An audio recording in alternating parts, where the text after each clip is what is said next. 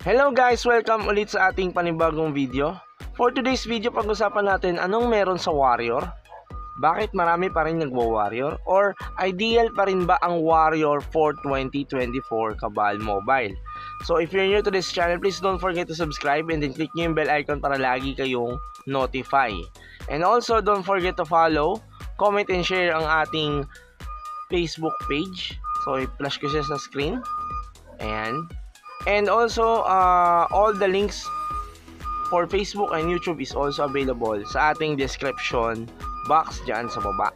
So, let's start. So, ngayon guys, before pag-usapan natin anong meron sa Warrior. Bakit may mga nagwa-Warrior pa rin, no? So, habang nagda-dungeon guys, no? So, let's go with the pros, no? Yung pros ng pagiging Warrior. So, dito guys sa Warrior, meron tayong for me, no, merong 5 reason bakit marami nagwa-Warrior. So number 1 is cheaper items, cheaper build, cheaper weapon, and madali siyang gamitan. So kumbaga hindi ka na mahihirapan ng farming, no. Unang-una, yung item niya is available dito sa Andromeda and also with the Perseus. But still, madali nang hanapin yung item niya dahil iisa lang, which is the Great Sword or the Dai Katana.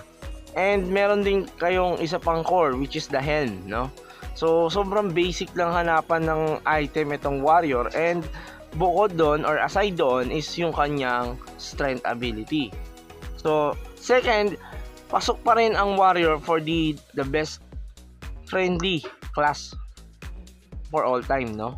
Kasi madali siyang i-navigate, madali siyang kontrolin, and also pabor siya sa mga high dungeons dahil ubod ng kunat. And ang dami niyang buffs for resistance, survivability, and HP restoration.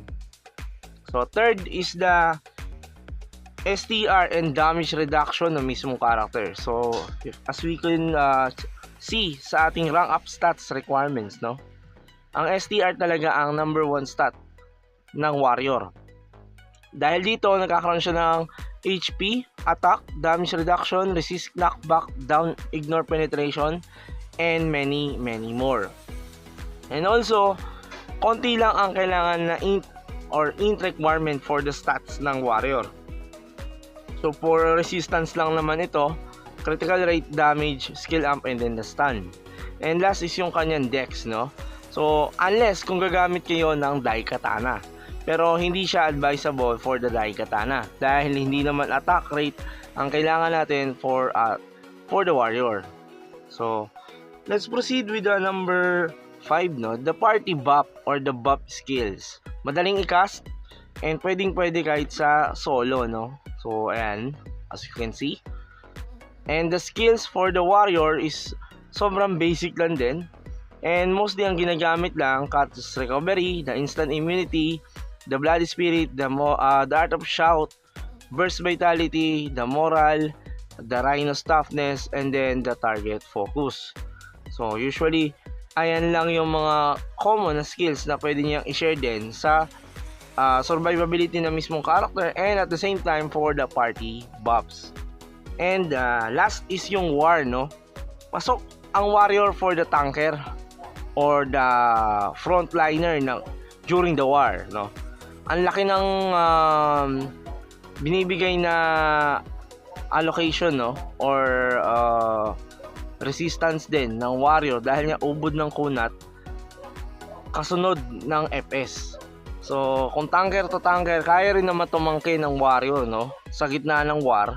And mostly sila talaga ang nangunguna for the knockback and the knockdown. Once na knockdown nyo kasi ng Warrior, tapos na ang usapan. Dahil hindi ka makakatayo. Unless kung mataas ang resistance mo pagdating sa knockback. So, yun yung isa sa mga edge ng Warrior, no? Ang ano lang dito, also, may edge din ng Warrior when it comes to dungeon. They can solo dungeon, even the highest or the high dungeons. So, bigyan mo lang siya ng enough na damage. And when it comes to strength, wala ka nang po problemahin. damage na lang ang ipa-priority.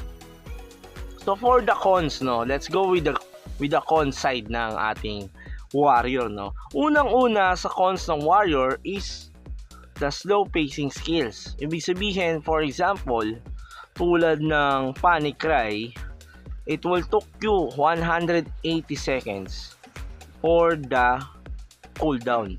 So pag nag-debuff ka, matagal-tagal bago yung susunod na debuff mo.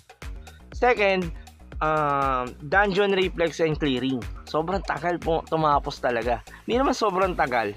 Matagal, lalo na kung wala pa siyang enough damage to burst out yung mga boss fights and yung mga current na nasa harap niyang mobs.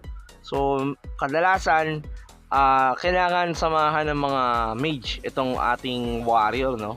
Para madagdagan lang din yung maging additional damage and yung maging damage input niya doon sa mga mobs na dapat niyang i-clear during the dungeon. So last is yung for some players boring daw po ang warrior, pero for me okay naman. Malaki ang agwat din ng warrior pagdating sa mga solo farming and hindi siya ganoon kahirap talagang damitan. Hindi mo kailangan mapag-microhan dahil ang gusto ng warrior is more on salpukan. So pag na-knockdown ka ng warrior at kinombo ka ng sunod-sunod at hindi ka nakatayo, you're dead. So yun ang medyo maganda sa warrior. And also, meron siyang skills which is the whirlwind, no? Ito ang pinaka-OP sa OG dati ng mga batang 90s. Dahil once na nag-crit ang isa dito sa whirlwind, all of the consecutive na ikot ng warrior ay magki-critical strike din. So kung nag-crit yung whirlwind, yung unang hit niya, yung second hit niya na pag-ikot, magki-critical strike ulit iyon. And so on and so forth. So that's the pros and the cons, no? For the both for warrior only. Dahil yun nga, tulad na nasabi ko, kung mapapansin nyo, ang high demand ngayon is FA, which is the archer, and wizard, which is the wizard, and lastly the blader. So yung tatlong yon usually madalas na pinipick ng mga players as of 2024. So let's go with the itemization. For the itemization for warrior is sobrang basic lang, no? Dalawang vampiric, it can work, and dalawang BOF plus 7. And for the helm, yung mga bigay, no, from the mailbox ng ating pinakamamahal na GM, no? And the great sword. Same with the PW5 na bigay din ng ating mailbox or ng GM.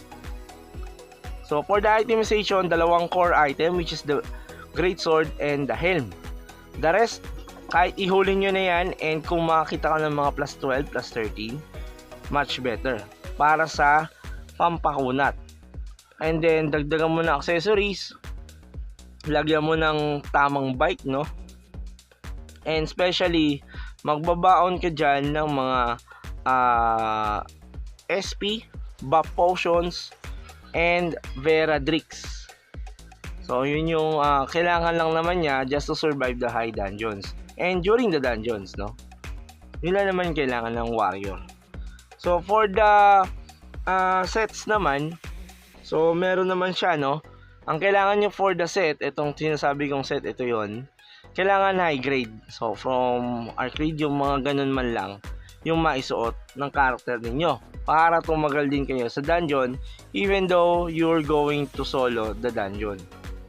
So others na lang itong mga vampiric earring, yan, yung mga BOF, tapos yung set of rings na yan, and the rest kayo na yung magbi-build. And welcome, no, sa pagbi-build ng warrior nyo. And I hope na lahat kayo is may natutunan for this simple and easy na explanation for warrior. And susunod na dito yung other classes na encounter nyo this 2024. So before tayo mag-end, no, thank you for all the participations ng ating guild members, which is 49/60. So may bakante pang 11.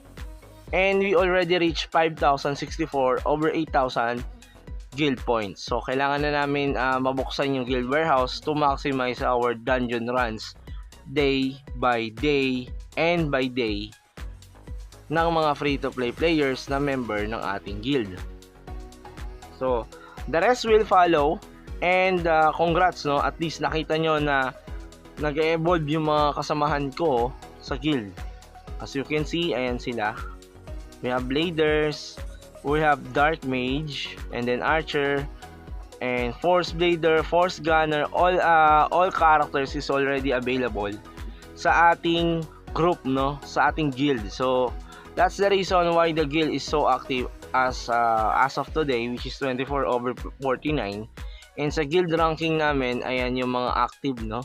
So kung mag-i-scroll down tayo pababa or scroll down, 32 ang madalas na active. So 32 out of 49 is way much better than walang nag-online or nagpa-farm. So participation, guys, is important pagdating sa guild, no? So pag-uusapan natin yan on the next video, guys. So see you on the next video, guys, and bye-bye.